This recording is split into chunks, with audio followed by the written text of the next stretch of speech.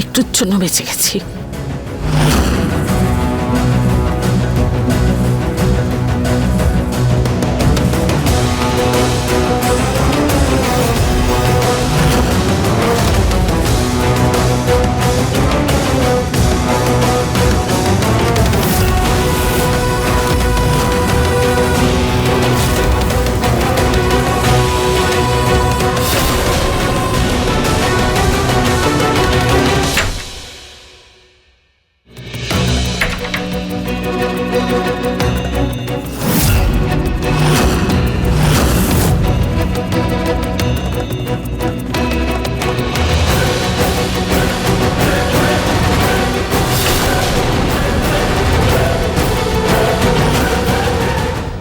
এই বাবা না এমন কঠিন কাজ দিয়েছেন যেটা করতে আমার মাথার ঘাম পায়ে পড়ছে, কাজটা তাও হলো না।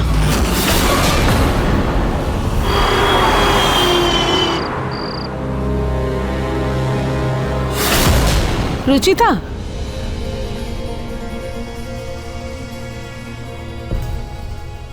দেখো নিহার তো এখানে নেই, ওর জায়গা খালি, তুমি হয়তো ওকে মিস করছো, তাই আমি ভাবলাম আমি তোমার পাশে বসি। ঠিকই বলেছো পুনম, অন্তত তুমি তোমার বৌমার ব্যাপারে ভাবছো তো। হ্যাঁ বৌমা, আমারও শুনে খুব ভালো লাগছে। আমি তো সবসময় আমার বৌমাদের কথা ভাবি গো, শুধু তোমরাই সেটা দেখতে পাও না। ওইটা দাও তো।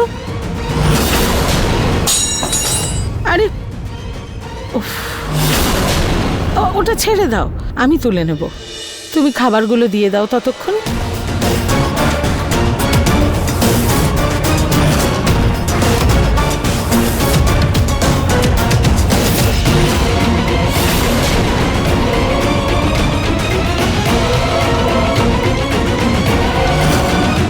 এবার ওই আত্মা আমাকে রুচিতার কাছে পৌঁছে দিক, তারপর সবকিছু আমাদের হাতের মুঠোয় হবে। রুচিতা, রুচিতা,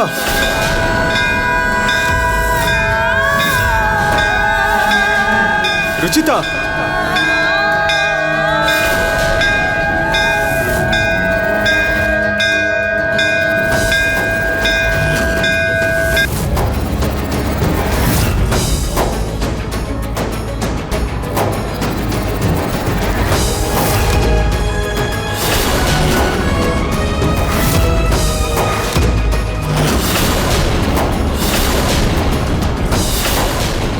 কি হলো?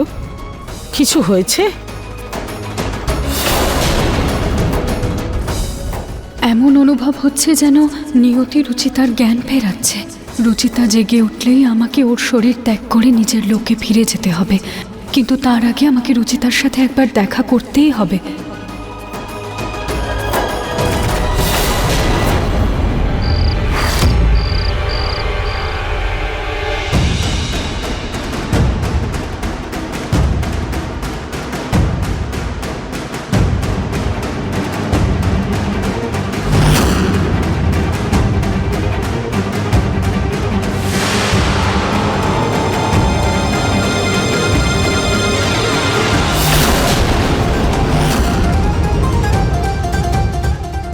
আতরের গন্ধ, তার মানে রুচিতার আত্মা নিশ্চয়ই বাড়ির বাইরে যাচ্ছে।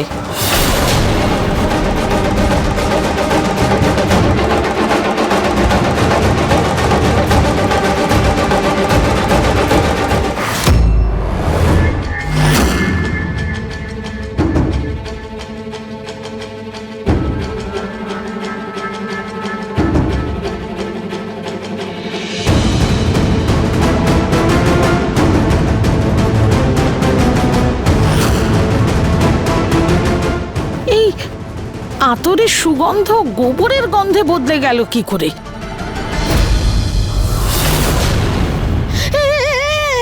ছি, গোবর! খাটাল! এই খাটালের মধ্যে পৌঁছলাম কি করে? রুচিতার আত্মাটা কোথায় গেল? কোথায় কোথায় গেল? বাবাকে ফোন করি। হ্যালো বাবা, বাবা,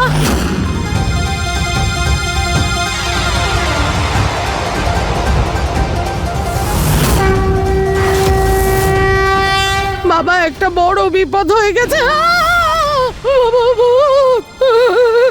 মূর্খ, আমি আছি এখানে। বাবা, বাবা আপনি আমায় ভয় পাইয়ে দিয়েছেন। আমি জানতাম তুমি নিশ্চয়ই কোনো গন্ডগোল করবে। খুব গন্ডগোল তো হয়েছে, কিন্তু কি করব?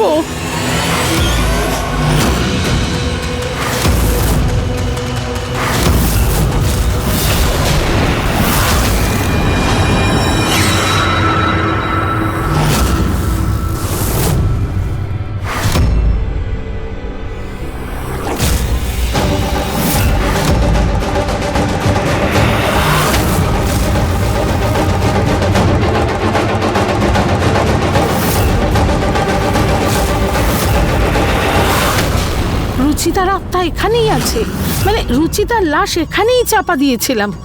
রুচিতার লাশটাও এখানে কোথাও আছে। এবার তাড়াতাড়ি ওই সুগন্ধকে শোঁকো আর বলো যে রুচিতার লাশ কোথায় আছে। হ্যাঁ বাবা।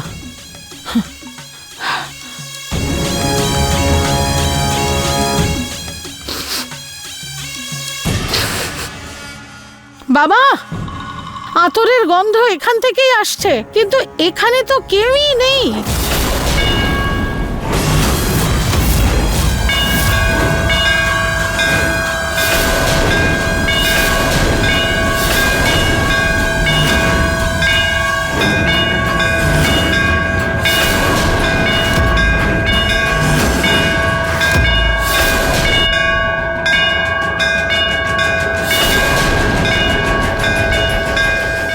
বাবা, এখান থেকেই গন্ধটা আসছে, কিন্তু এখানে তো সব দেওয়াল। সুগন্ধটা এত দূর এনেছে, তার মানে ওই আত্মার শরীরও এখানেই আছে।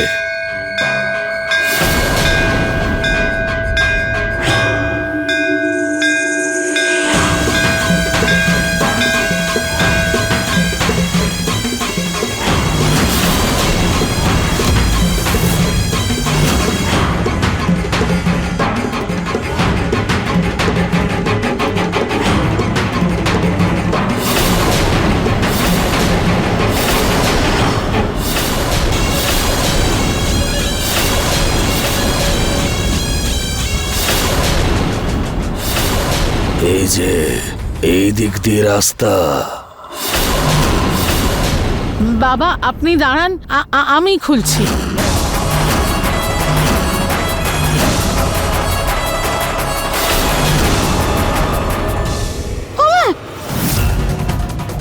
বাবা এর মধ্যে কোনো জাদুর কিছু আছে। আমি যেই হাত দিলাম আমি সঙ্গে সঙ্গে কারেন্ট খেলাম। মূর্খ ও আত্মা এত সহজে নিজের কাছে কাউকে পৌঁছতে দেবে না।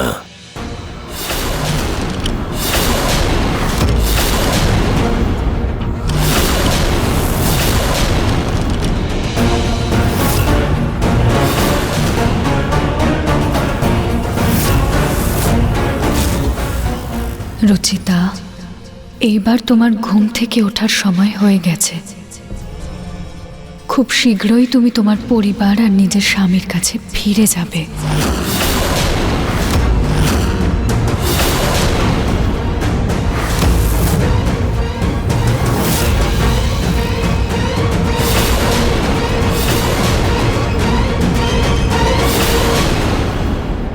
খুলে গেছে দরজা। বাবা এবার কি হবে?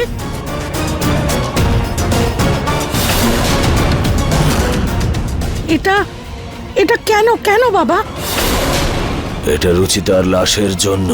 যেই মুহূর্তে ওর লাশটা দেখতে পাবো, সেটাকে পুড়িয়ে ফেলবো আমি, যাতে তার আত্মা মুক্ত হয়ে যায়। বাবা চলুন।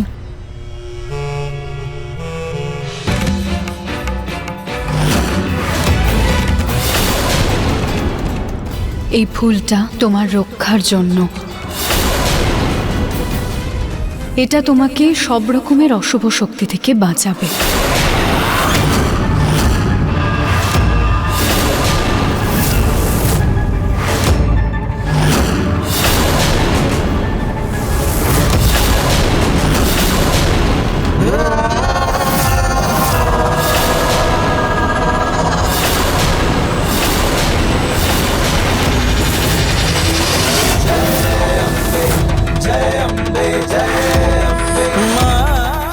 বাবা, এখানে তো কিছুই নেই। মনে হয় এখানে পুজো যজ্ঞ এসব কিছু হতো হয়তো। দেখুন না, শিব ঠাকুরের মূর্তিও আছে এখানে।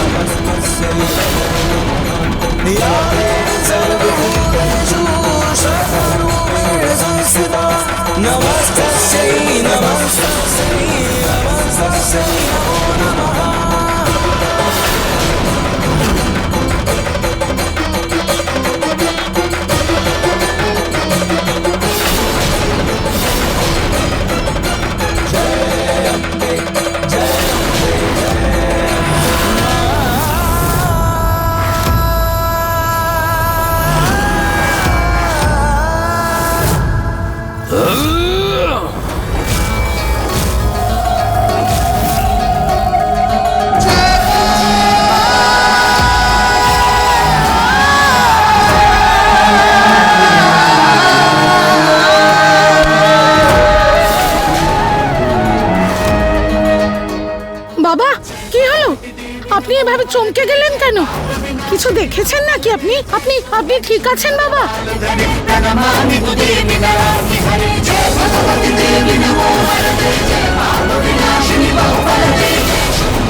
বাবা, আগুন! বাবা চলুন, বাবা চলুন, এখান থেকে বেরোই।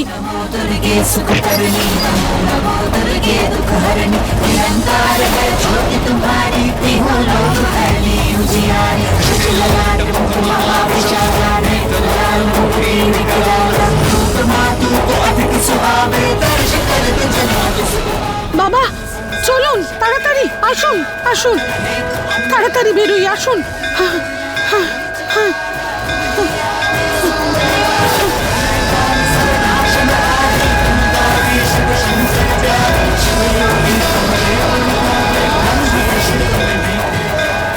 বাবা, কি হয়েছে আপনার? কিছু দেখেছেন নাকি আপনি?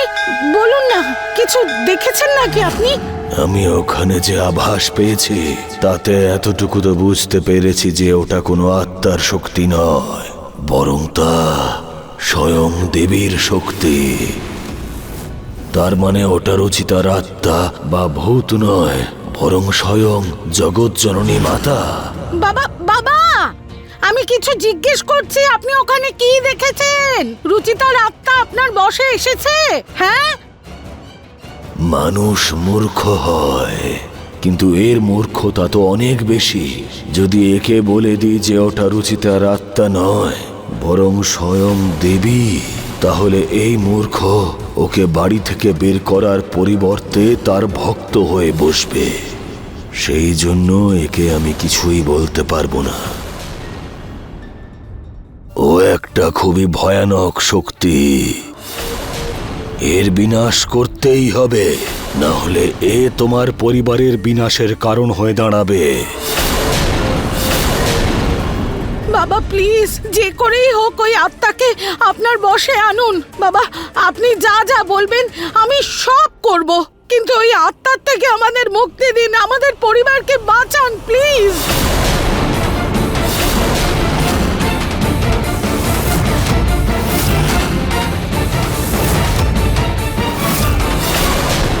ওই সাধু আর এবার চুপ করে থাকবে না। আমার সত্যিটাও জানতে পারলে বড় কিছু একটা নিশ্চয়ই করবে। বহু বছর ধরে সে শক্তির আরাধনা করছে, কিন্তু ওই পাপী কোনো দিন আমার আশীর্বাদ লাভ করবে না, কারণ তার আরাধনায় ছলনা আছে আর তার উদ্দেশ্যও খারাপ। এমন মানুষের হাতে যদি দৈবী শক্তি আসে তবে সে শক্তির অপব্যবহার করে শুধু সর্বনাশই করবে।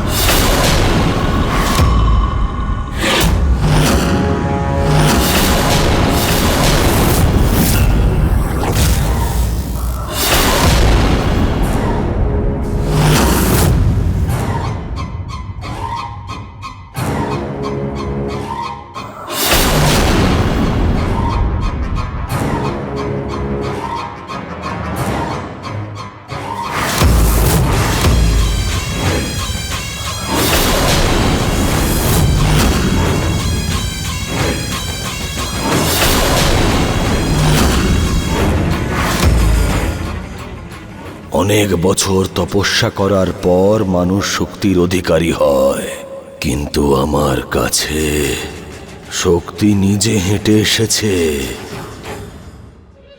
আমি এত সহজে কি করে তাকে ছেড়ে দেব? আমি শুধু তোমার শক্তি চাই, ব্যাস। ওই বোকা পুনম শুধু আমার এই কাজটা করে দিক, কারণ যদি ওই দেবী বাড়িতে থাকে তাহলে এই বিছে কিচ্ছু করতে পারবে না। সেই জন্য দেবীকে বাড়ির বাইরেই থাকতে হবে।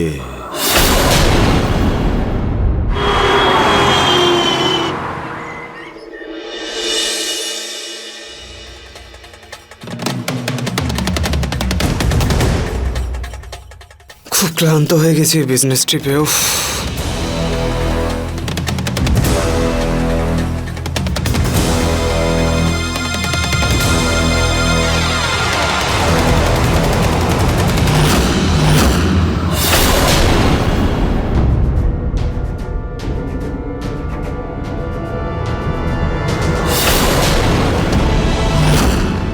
এমন কেন অনুভব হলো আমার? এমন কেন মনে হচ্ছে যে বাড়িতে কোনো অশুভ শক্তি প্রবেশ করেছে?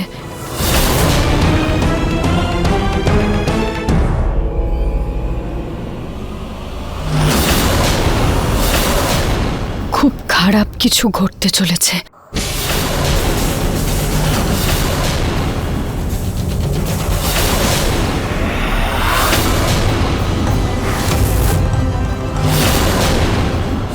বাবা আপনি যা বলবেন আমি তাই করব। তাহলে শোনো, রুচিতা যেই বাড়িতে আসবে তাকে কিন্তু ঢুকতে দিও না।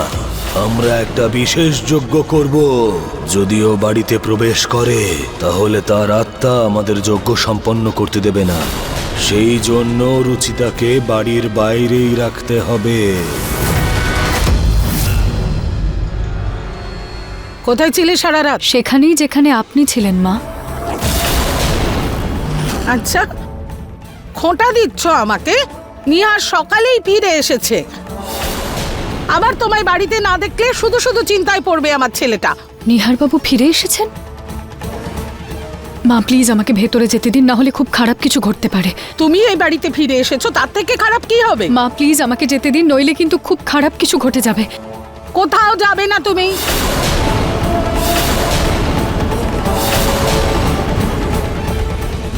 এই রুচিতা কোথায় চলে গেল সকাল সকাল?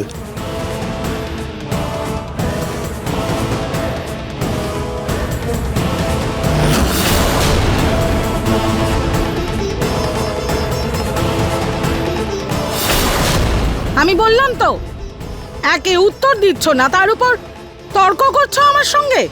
আগে গাছে জল দাও, তারপর ভেতরে ঢুকবে।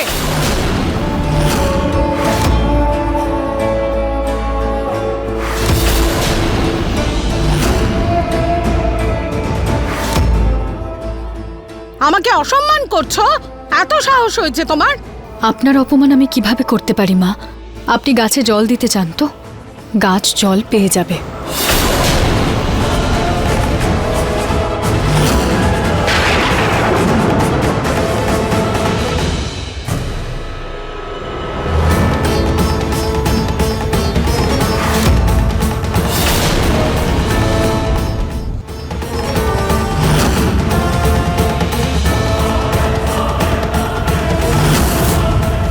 নিজেই গিয়ে দেখে আসি।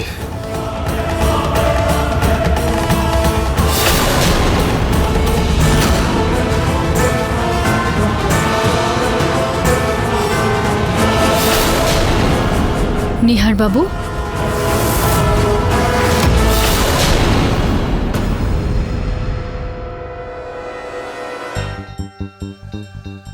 আপনি ঠিক আছেন তো? হ্যাঁ রুচিতা, আসলে সারা রাত ঘুমাইনি না কাল, সেই জন্য হয়তো একটু ক্লান্ত হয়ে গেছি। একটু রেস্ট নিইনি আমি। তুমি কোথায় গেছিলে? কখন থেকে খুঁজছিলাম। আমি মন্দিরে গিয়েছিলাম। আচ্ছা প্লিজ একটা কাজ করো না, কফি বানিয়ে দাও। নিহার, বাবা ডাকছে, আমি আসছি।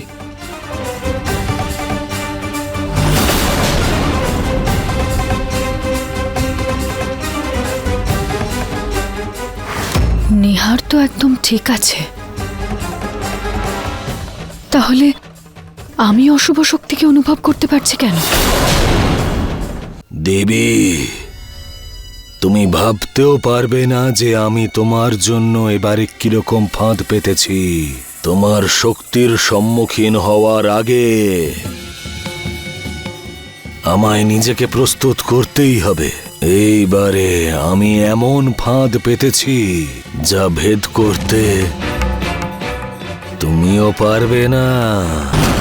এবার শুধু ওই ছেলের মোহে আটকে থাকা মাকে দিয়ে একটা কাজ করাতে হবে, ব্যাস।